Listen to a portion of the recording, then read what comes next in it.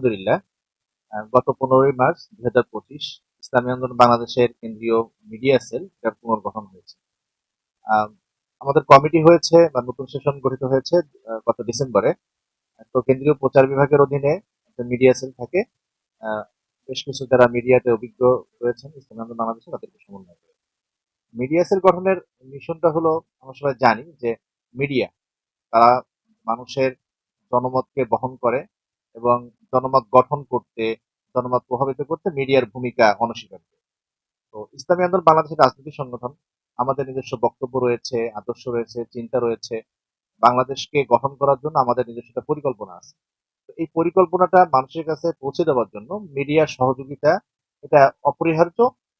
সেজন্যই ইসলামী আন্দোলন Bangladesh media centre গঠন করা হয়েছে, যাতে করে মিডিয়ার সাথে সমন্বয় করা, তাদের সাথে সম্পর্ক উন্নয়ন করা, এটা যেন নিয়মিত হয়, একটা টার্গেট বেসিসে এই কাজটা যেন করা যায়। একই সাথে আরেকটা বিষয় গুরুত্বপূর্ণ, সেটা হলো যে মিডিয়া গুরুত্বপূর্ণ, একই সাথে সাথে স্বাধীন নিরপেক্ষ ভাবে মিডিয়ার ভূমিকাটা গুরুত্বপূর্ণ। বাংলাদেশে আমরা দেখেছি, বাংলাদেশে মিডিয়া অনেক কারণে, অনেক সফট পাওয়ার, হার্ড পাওয়ার, অর্থনৈতিক, মতাদর্শিক বিভিন্ন কারণে মিডিয়া অনেক সময় আহ, তার নিরপেক্ষ ভূমিকা পালন করতে পেরেছে কিনা এই প্রশ্নটা নানাবার দেখা দিয়েছে। তো আমাদের ইসলামী আন্দোলন মিডিয়া সেল আমরা এখানে কাজ করতে চাই মিডিয়ার ভাইদের উপরে, যারা মিডিয়া কর্মী রয়েছেন, মিডিয়া পরিচালনা করেন, তাদের উপরে যে কোনো ধরনের চাপ যদি আসে, সেই চাপগুলোকে নিয়ে আমরা কাজ করতে চাই।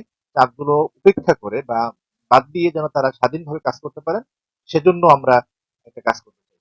তো আমাদের মিশন হিসেবে দুইটা, একটা হলো আমাদের লক্ষ্য, উদ্দেশ্য, চিন্তা, ভাবনা এগুলো জাতির সামনে উপস্থাপন করা। দ্বিতীয়ত হলো মিডিয়ার স্বার্থটা সংরক্ষণ করা। আর ভীষণ যদি বলা যায়, তাহলে তো আমরা বলবো যে একটি সাম্য, মানবিক মর্যাদা এবং সামাজিক ন্যায় বিচার প্রতিষ্ঠা করার কাজটা করা।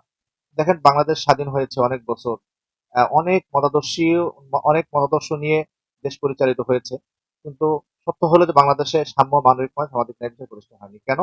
যে এই মানুষের সাম্য, মানবিক সামাজিক ন্যায় বিচার প্রতিষ্ঠা হওয়ার জন্য যে যথার্থ নীতি আদর্শ, সেটা আসলে আমরা কখনো রাষ্ট্রীয় পর্যায়ে বাস্তবায়ন করতে পারিনি। তো আমরা চাই মিডিয়ার মাধ্যমে এই বক্তব্যগুলো মানুষের কাছে তুলে ধরা, যাতে করে মানুষ আগামী নির্বাচনে, আগামী মুহূর্তগুলোতে যথাযথ সিদ্ধান্ত নিতে পারে।